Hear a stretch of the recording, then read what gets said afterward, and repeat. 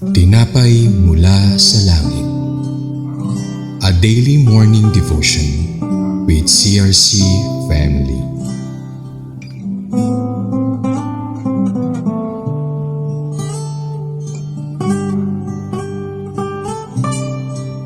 Mapagpalang umaga po sa bawat isang kapatiran na dumalo sa ating tinapay mula sa langit. Ako po si Angelica Elcas from CRC Tanay Daughter Church. Ang atin pong pag-aaralan ngayon ay matatagpuan sa bilang 11, 31 to 35. Bago po tayo magsimula, tayo po muna ay manalangin. Iyuko po natin ang ulo at ituon sa Panginoon ang ating puso at isipan. Aming Ama sa Langit, maraming salamat po sa umagang ito na muli niyo po kaming pinagtipon-tipon upang pagbalay-balayan ang salita. Panginoon, kami po ay nagpapakumbaba at humihingi ng kapatawaran sa aming nagawang kasalanan. Nawa po ay pakalinisin mo ang aming puso, isip at kaluluwa. Panginoon, maraming salamat po sa mensaheng ito na ipinagkaloob mo sa amin upang may sabuhay at pagbulay-bulayan sa aming pang-araw-araw. Itago mo po ako sa iyong likuran upang maipahayag ko po ang iyong mabuting salita. Panginoon, ikaw po ang manguna sa gawaing ito at Panginoon, ipinapanalangin ko rin po ang mga taong hindi pa nakadalo sa gawain at hindi pa nakakakilala sa iyo ay iyong pagpalain at buksan ng puso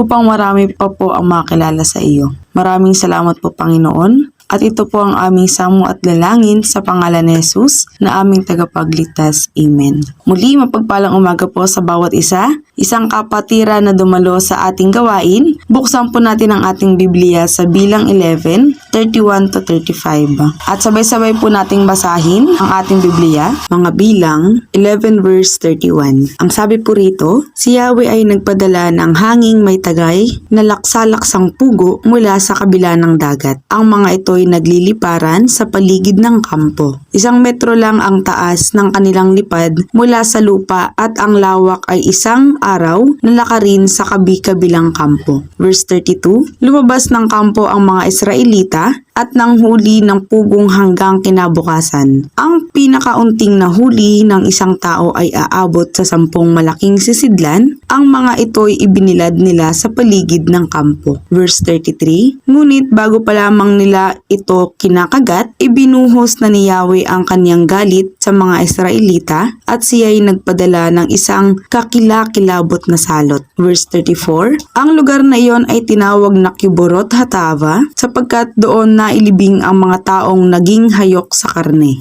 Verse 35, mula noon, nagpatuloy sila sa paglalakbay hanggang sa Hazerot. Kung atin pong pagbubulay-bulayan, napakabuti po ng Panginoon. Dahil kahit nagaano kahirap ang ating sitwasyon, at lagi siyang nagbibigay ng pagpapalas sa bawat isa sa atin, na humihingi ng tulong o ng pangangailangan. Ngunit dahil sa labis na kasakiman at kasabagyan ng mga tao, ay nalalayo tayo ng paunti-unti sa kaluwalhatian ng Panginoon, na itutuon na natin ang ating sarili sa tawag ng laman at kalamnan upang maitawid lamang ang isang araw o isang buwan na pangangailangan. Ang sabi nga ng ibang matatanda, isang kahig, isang tuka. Ito ay isa sa mga nabuong kataga na kung saan ay hindi nakikita at nararanasan ng mga maraming tao dahil sa paghihirap, pero kung atin pong itutuon ang ating sarili sa Panginoon at tayo ay susunod sa Kanya, ayan, maraming blessings po ang ipapadala ng Panginoon dahil siya po ang the great provider natin po, diba? At saka siya po ang ating the great healer. Kung tayo po ay mananampalataya at susunod sa Panginoon ng buong puso, hindi na natin mararanasan na mawalan ng blessings. Tama po, diba? Alam naman natin na marami talagang pagsubok ang kahaharapin. Ngunit pagtibayan natin ang ating pananalig sa Panginoon upang tayo ay maligtas at tumatag sa kanyang gawain. Kung mababasa po natin sa bilang 11 verse 33, ay ibinuhos ng Panginoon ng kanyang galit sa mga Israelita, kaya nagalit ang Panginoon dahil they had seen His power and ability to save them repeatedly.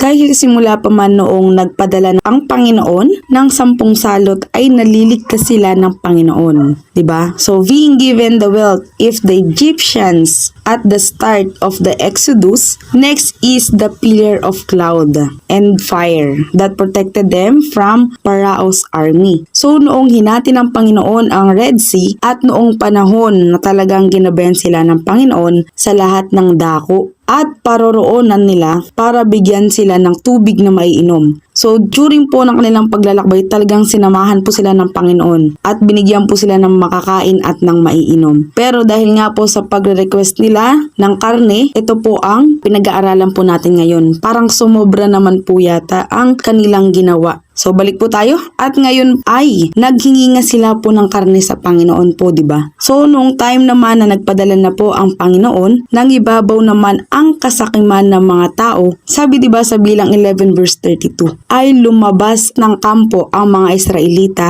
at nanghuli ng pugo hanggang kinabukasan. Isipin niyo po kung ang isang Israelita po ay nag-iisip lang po ng pang kinabukasan nila na pagkain or panggabihan lang po. So hindi po sila abutin doon ng kinabukasan para lang po sa panghuhuli ng pugo. So ang nangyari po ay talagang dahil sa gutom po nila, talagang simulas po siguro ito ay isang araw or hanggang kinabukasan po, talagang pinagtiyagaan nilang hulihin para lang po sila ay may makain. So ang sabi rin po dito, ang pinakakaunting nahuli ng isang tao ay aabot sa 10 malalaking sisidlan. So napakarami po nilang nahuli. Siguro yun po ay sosobra pa sa isang buwan na pagkain. Ang mga ito ay ibinilad nila sa paligid ng kampo. Isipin natin na sobra-sobra ang 10 malalaking sisidlan. Kung tayo ay makukontento sa binigay at ipinagkaloob ng Panginoon, sa sobrang kasabikan sa karne, hindi na nila ipinagkatiwala sa Panginoon ang kanilang puso at pang-araw-araw na pangangailangan. Kaya naman tinawag na Kiborotatawa sapagkat doon nailibing ang mga taong naging hayok sa karne. So pakatandaan po natin,